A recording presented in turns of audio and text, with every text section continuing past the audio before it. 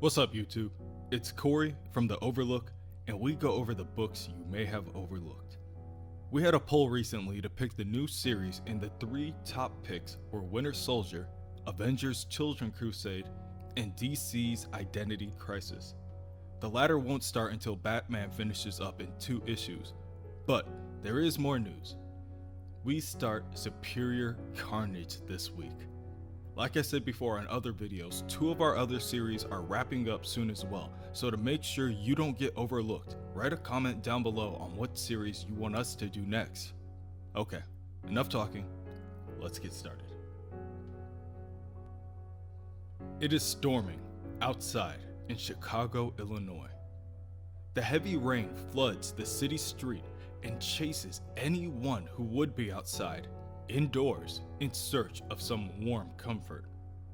For 3 officers planning a heist before an official raid, this seclusion could be seen as some good fortune. The 3 sit in a car, the 2 in front determined to make sure that the newest of the 3 members knows the plan and memorizes it down to the T. He is to roll up 5 minutes before the official raid at 8 a.m. Meanwhile, the 2 officers in the front of the car will be in and out. They'll leave the guns for the task force, but take half the drugs out through the alley. They go straight to Frank from there. The 2 veterans once again inform the newest officer, Arthur Hayes, that late getaway drivers lose limbs. If Arthur isn't there in time, it's his ass. Arthur nods his head as a sign of understanding and exits the vehicle. He drags his feet up the few steps leading to his apartment complex and enters the building. The emptiness of the hallways does nothing but exasperate the sound of the storm. He reaches his room, and before he walks in, a man emerges from the shadows. Arthur, on the defensive, tells the intruder that he is a cop, and whoever they are. The intruder steps forward and reveals that he is none other than Bucky Barnes. "It's okay, Arthur. I'm here to help." The Winter Soldier?" Arthur states. A few moments pass, and he nervously adds, I didn't think you'd come. I never heard back, and tomorrow's supposed to..." "I know," Bucky interrupts while stepping through the open doorway and into the apartment. "I can get you out, but you need to know, if we do this, there's no going back." Arthur tells Bucky that he has made mistakes that he's not proud of. But the people he is entangled with now have a whole organization behind them. They can't be touched by other cops, and they will absolutely kill Arthur before they let him out. He just needs a way to start over, fresh. Bucky gives the officer a small duffel bag before telling him, "Whatever you can fit in the bag comes with. No electronics though. Your bank accounts will be cleaned and transferred. We'll get you all set up with new papers and IDs in a nice new town. You'll keep your first name only, but beyond that, you'll have no connection to this life." Bucky is interrupted by a loud banging at the door. A voice yells out for Arthur to open up. "Come on, Arthur. Last minute change of plans. We got stuff to go over." The 2 officers from earlier have decided to revisit Arthur in an attempt to close off some loose ends. The officer that was banging on the door now reaches for the doorknob. His hands glow scarlet with energy as he attempts to enter the living space by force. Bucky answers this by using his metal arm to punch through the doorway. The punch makes contact with the first officer, and he flies backwards into the other, and they both fall to the ground.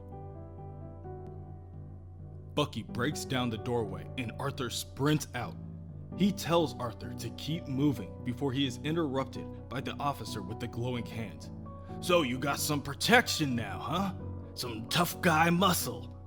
The glow from the officer's hands becomes nearly tangible as the officer manipulates the energy to form into two cords that wrap the winter soldier before holding him up in midair. "What's he paying you, buddy? Is it enough for new parts?"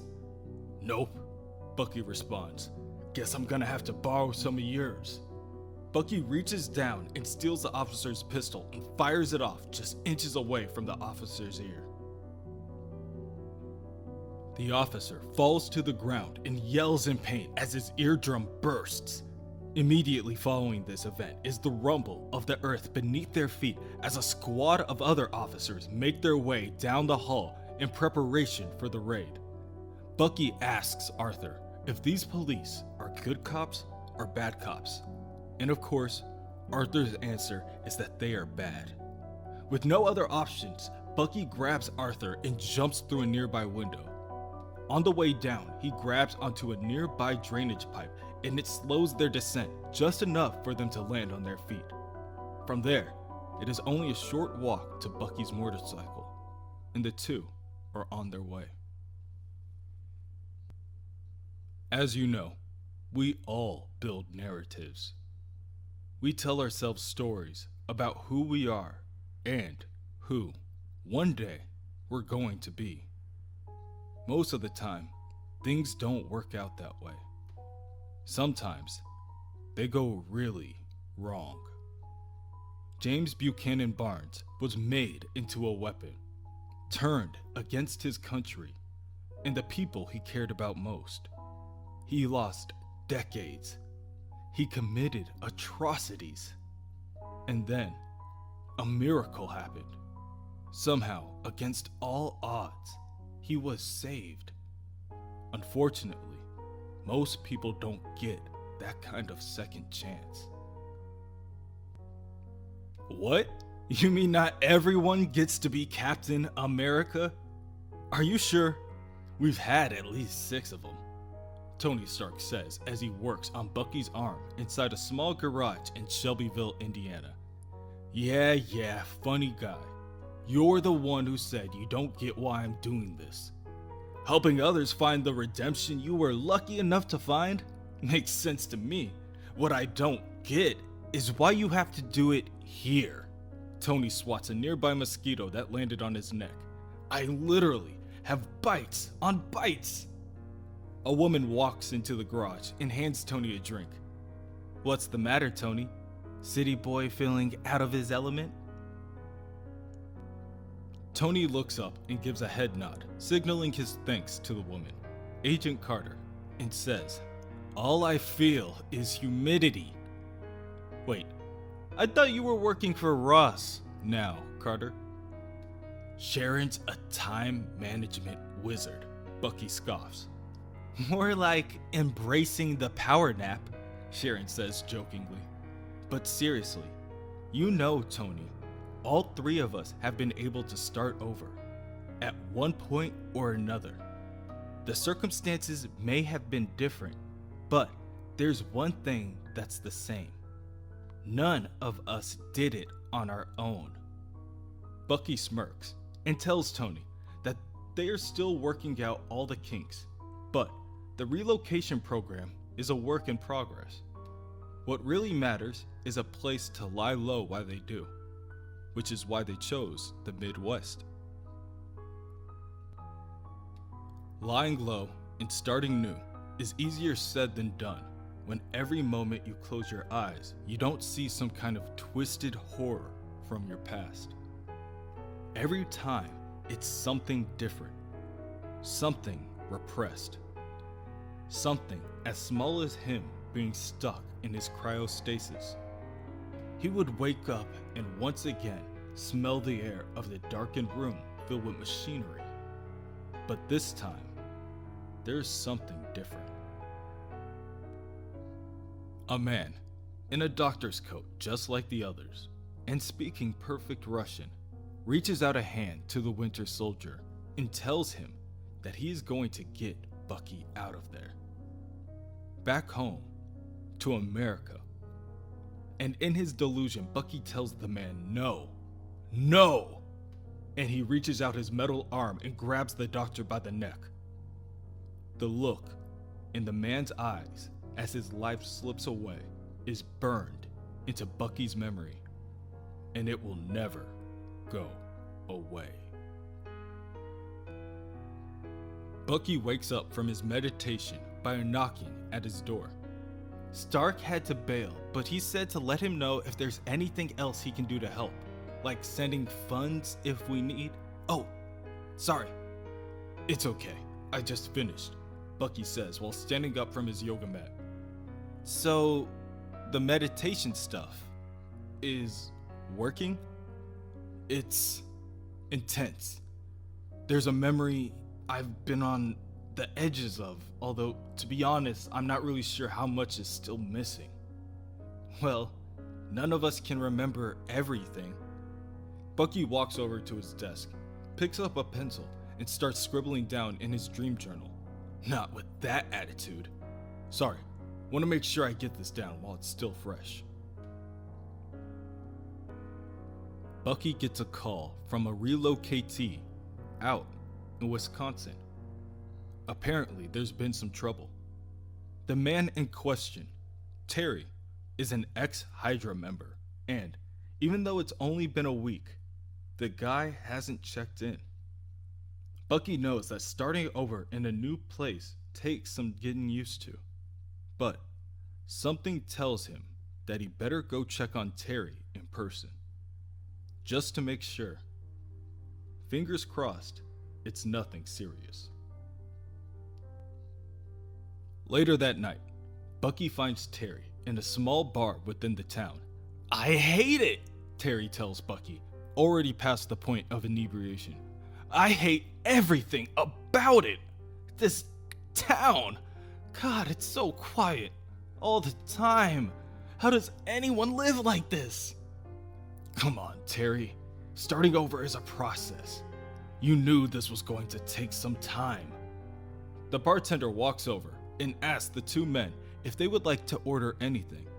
They have breakfast all day, she adds. Just some waters for now. Thanks, Bucky tells her.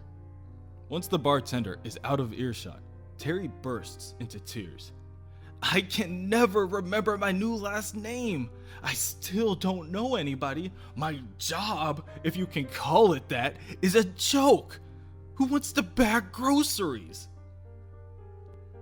You were helping Hydra torture people, Terry. I know. You told me you couldn't live with yourself anymore. That you would do anything to be done with them and have a real chance at a life of your own.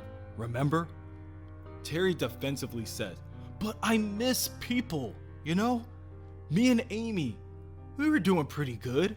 And now I'll never know. And now I'm so alone. Look, you're going through a major life change here. It's gonna be a process. But maybe we should get you someone to talk to. I can find a good therapist. Yeah, that's what Amy says too, Terry says, while wiping away his tears. Bucky looks up for the first time and asks, wait, you've talked to Amy? At that moment, a flurry of bullets fire off into the open bar. 3 of the bullets pierce through Terry's chest and he wails in pain before collapsing over his stool. Bucky is quick enough to react, throwing his metal arm up to block him and the bartender from the incoming barrage. Everyone down! Stay down! He instructs, trying his hardest to be louder than the bellowing gunfire. Bucky ducks behind his arm and sprints towards the exit where the gunman is standing. A number of shots lands directly in the center of Bucky's chest, and the force of the impact knocks him on the ground. The bullets sizzle as they sit buried in Bucky's bulletproof vest. The gunfire subsides, but Bucky's ears still ring from the disorienting noise. And then he sees it. Shock spreads across his face as the gunman approaches and asks, "Can't breathe?" They always tell me the vest helps, but I've never thought so. Still feels like getting hit by a truck. Anyway, wow, Mr. Barnes, here in the flesh. I'm honestly pretty excited to kill you.